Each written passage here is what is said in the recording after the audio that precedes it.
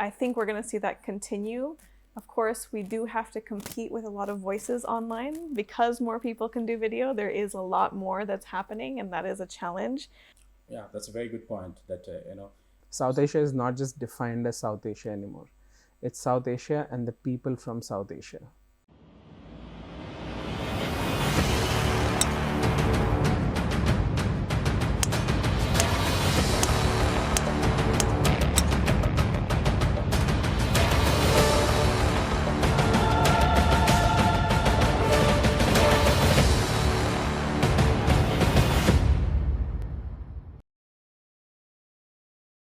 Welcome to the JMC Podcast, where we explore the latest trends and insights of journalism. And today we are very excited having two very remarkable guests among us. So on the right side, we have Ms. Manon Verchot, who is a co-founder of Inol News based in the US. Thank you for and welcome to our very special JMC Podcast. Thank you. And on my left, we have Mr. Sanshey Biswas, who is also co-founder of Inol News based in the US. Thank you. We are really excited to be here. This is an amazing university doing some very cool initiatives to make learning more interactive for students. And we really could feel that in our interaction with all the students during our session. And for the viewers, Inol News basically is a very new concept of media, I would say, media industry and media house, where they are trying to diversify the journalism, offering different sorts of training sessions and resources around the world. So far, both of them have traveled and worked with journalists more than 20 countries, and still they have planned to go some other parts of the world. And today we'll talk about how the whole media industry have been shaped over the years and what are the new challenges and opportunities that we would face in near future. So again, welcome to all to our very special JMC podcast, having two very remarkable guests with us. So I will go to Sanshey with the very first question to you. That you have a very versatile journalism experience, working your career as a print journalist, then moving to the digital journalism, working with one of the influential front, I would say, newspapers in India. Then you shifted your career from professional journalist to as an individual trainer, and now we have formed Inol News. So what actually motivated you to found this very versatile news agency, I would say? Yeah, I mean, it's some like whenever we are asked this question, the first thought that comes to mind is that it wouldn't be possible to do it any other way. Being an independent company and also having a small team and working with contributors on project basis gives you the kind of flexibility that a large media organization cannot afford you. So while there is the disadvantage of all the resources, like we have to do our own travel bookings, there's no booking office that we can ask help for. We have to do our own taxes. We don't have an accounting department. But it also brings a lot of benefit in terms of we are able to take on new projects, take on more risks, try out more experimentation about our content, and also collaborate with people from all over the world. So it's about it's mostly about preference. So in that sense, yeah, I think that's why we are doing what we are doing, because we wouldn't have it any other way.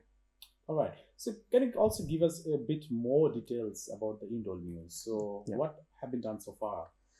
So Inol News started in our balcony when we were just talking about the media industry and how we were thinking about it in around 2018.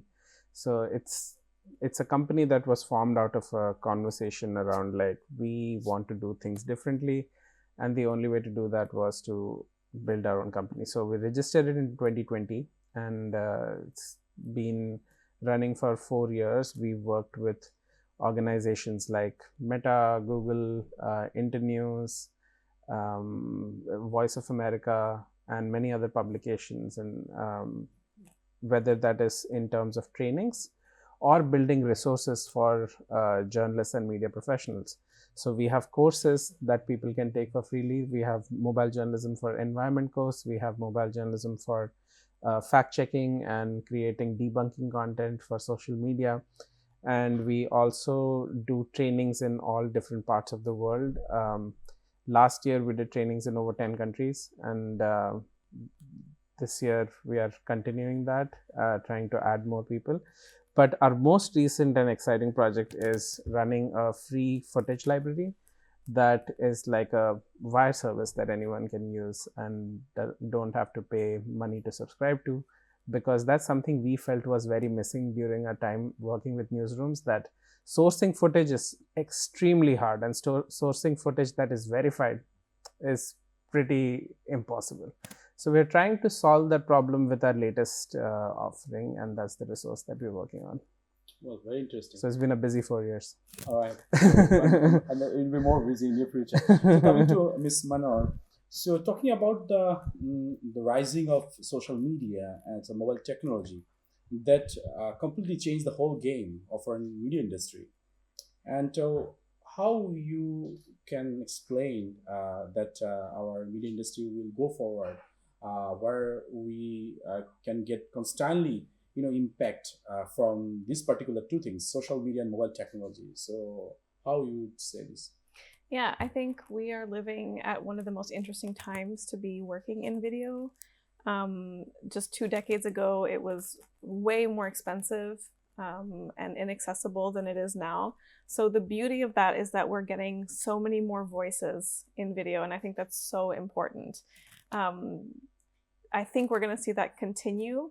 Of course, we do have to compete with a lot of voices online. Because more people can do video, there is a lot more that's happening, and that is a challenge.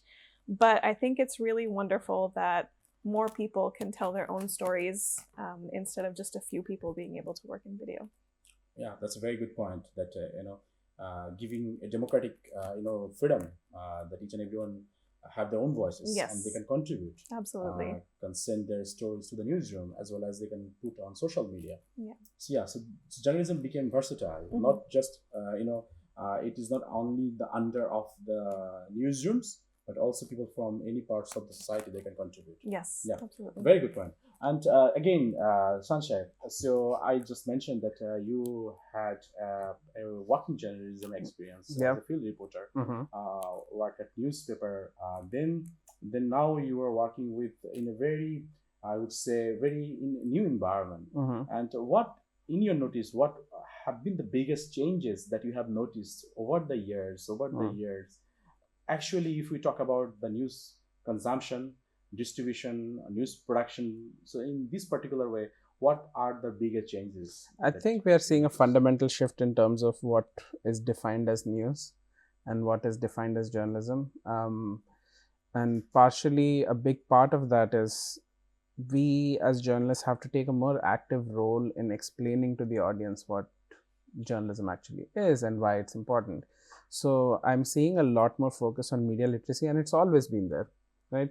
That's why newspapers had columns. That's why there were special like correspondents who would also convey like how they're doing the work that they're doing, and there would be special projects. I think we're going to need to see more of that because of the reason that Rana said, there is so much more content online. So it takes much more to break through that all of the signal scrambling mix that is going on. And in terms of changes, I think the biggest change is that journalists from more backgrounds, more areas, more regions can now have an equal opportunity to get their stories reach a certain number of people and audience, which was there, but it wasn't as easy as it is now. But at the same time, it's difficult in other ways. So it's never been an easy time to be a journalist. That's probably one thing that you can count on being the same forever.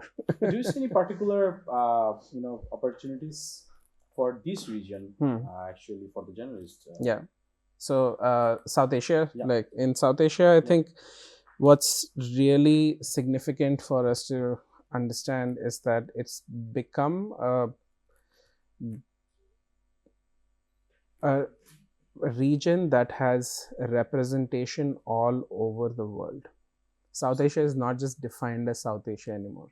It's South Asia and the people from South Asia, right? Who are living all over the world, working in different continents, countries. We traveled through over 10 countries in Africa last year, and every place we saw either like a Indian supermarket or Indian business people or like people from other parts of South Asia that were there. And it was like a pattern emerging that we kind of have a responsibility also to inform this future generation of people who are going to have a much more larger say in the world. And even if you just see in terms of the population sizes, it's easily like 2 billion people. So 1/4 of the world's population is concentrated in that. So I think just in terms of the volume of content that we produce, it's immense. And it's not just in one language, it's in many languages. So there are opportunities, but there's also necessity for us to understand what that means. And I don't have the answer to it, but it's for all of us to figure out together and handle responsibly. So you said that there is a huge opportunities for our region. Yeah. Not only beyond our geographical region, but also beyond that. Yeah. Yeah. All right. So Ms. Manon, so you have been working for many years in the changing shape of journalism, and you yourself also work in different newsrooms. So talking about the new responsibilities of a journalist, where actually more technological mindset would be required, talking about the social media, mobile technology, and the latest of AI. So that completely, providing us more opportunities as well as the challenges. So how you could figure out the new job responsibilities for the journalists who will come to the news industry? Yeah, I think journalists all have many more responsibilities than we used to, from a variety of standpoints, both from like producing entire video packets all by yourself, so like you're the shooter and the producer and the editor and the publisher. But I think also what we're seeing is that journalists are having to play a bigger role also in the business side. All of these social media and AI have really disrupted the way newsrooms traditionally made money. And I know when I was in journalism school, it was really emphasized that the business side of how news organizations make money must be really separate from the editorial side. And I think that's become a lot harder. So in addition to doing the roles of producer, editor, and videographer, I think we also have to think about how our organizations make money so that we can keep telling the important stories of our time. And I think that comes with some benefits. It's interesting to learn, but also it's just a lot more work that we have to do. Yeah, all right. So do you believe that the journalist today should be a multitasker? So he or she can able to write a good piece of articles and to use his smartphones for capturing, recording, editing video stories. So we need, journalists who are capable to work for any media. So that type of responsibilities will be required more and more in your days. Yeah, I think it is helpful. We certainly have found it helpful to have multiple skills and know how to do different roles. It has helped us work with newsrooms, get jobs. So I definitely think that having multiple skills is helpful for journalists. Yeah. Absolutely.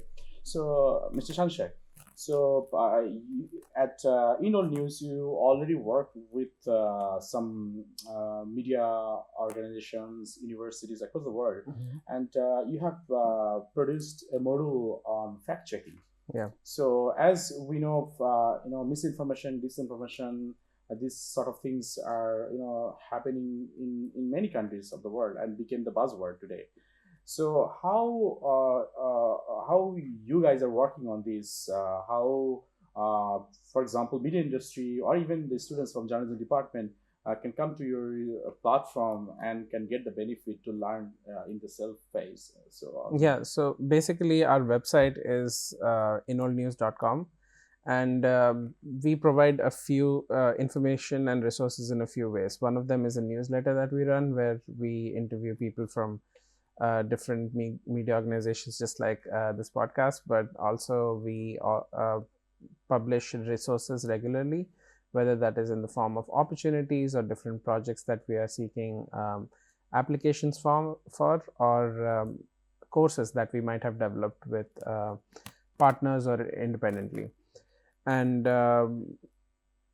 the courses are take at your own pace. Like you can start the course and then there are exercises that you can follow to try and understand the basic concepts of how to critically think through content that you're getting, then verify it, and also like create content around just informing people and explaining to them how you did it and why it's important. So it's kind of trying to create a chain reaction, and hundreds of students have taken those courses now. So I think that's one way that we think it's important for us not just to create content, but also to help people understand what goes into it. All right. So you're almost at the end of our today's podcast. This is a question that I will ask both of you. That if I ask you to give your top 3 tips for the aspiring journalists who will definitely work in the newsroom in near future, so what you would pick your top 3 tips? Top 3 tips. Number should we go 1-1 or you want 3 from each? You can go 3 at a row. 3 at a row. Okay. Learn. That's it. I would say the first tip is try and learn and keep learning from the different people that you like watching content of, different organizations that publish content, and skills that seem really impressive to you. So making learning an active part of your life is very important for surviving in the journalism space, let alone thriving. And the second one is also take some time out for yourself. It's very easy to go full throttle and then get really tired and then not know how to get back to it. So try and find what momentum and speed works for you. Knowing your own needs and downtime is also as important as knowing what specialty and skills you have. And the third one is always remember to have to enjoy. Like if you're not happy, this is an advice that I got from my editor, which has always served me right in the last 10 years, which is that if you're not happy in a situation, you know you have to change it. So whatever you do, you need to be sure that you're happy doing it, and it'll just be fine. Yeah. Very realistic tips from Sanshey. And what you will suggest for the budding journalists? Well, so first of all, I agree with all of the ones that Sanshey said. I guess I have to come up with new ones. But I think one is just keep experimenting. There's new formats that keep coming out. It's worth experimenting. Even with new AI tools, it's worth figuring out how they work, if they work. I think a lot of them don't work as well as they say they do. So that's worth checking out. The other thing is, I think, you know, to maintain like healthy and happy relationships with your colleagues. They're all going to be there for you during difficult times. Things can get stressful in a newsroom, but I think you can really like thrive when everyone is feeling like safe and comfortable to do their best work. And then the third thing I think is just sort of, it's definitely worth trying to learn how to share your work on your own social media handles as well.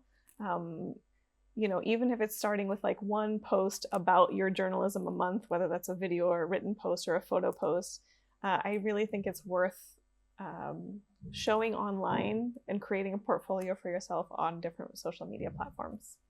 Yeah, and do personal branding. Yes. Yeah. So thank you so much. It's been a pleasure, you know, to have this discussion with both of you. And it's also enlightened me as well, and I have learned so many things from both of you, and definitely our viewers, mostly the students, they will also be benefited from this particular episode that will definitely spark them as well. Yeah, we're always happy to help our students because we know like that's probably the most important space that we need to work in. It's very hard for people who are getting into journalism right now. It's always been hard, but like it's hard in different ways, and that means you have to try different approaches. So anything that we can do to help, we're more than happy to help out. Great pleasure. Yeah. Thank you so much for having us. It's really wonderful seeing all of the work, incredible work that you're doing here. So thank you for sharing that with us. Thank you so much. So with that note, we are concluding our very special episode of JMC Podcast, and this is Dr. Kabil from the Department of Journalism, Media and Communication, and we'll be back very soon with another new episode with new guests. Till then, take care.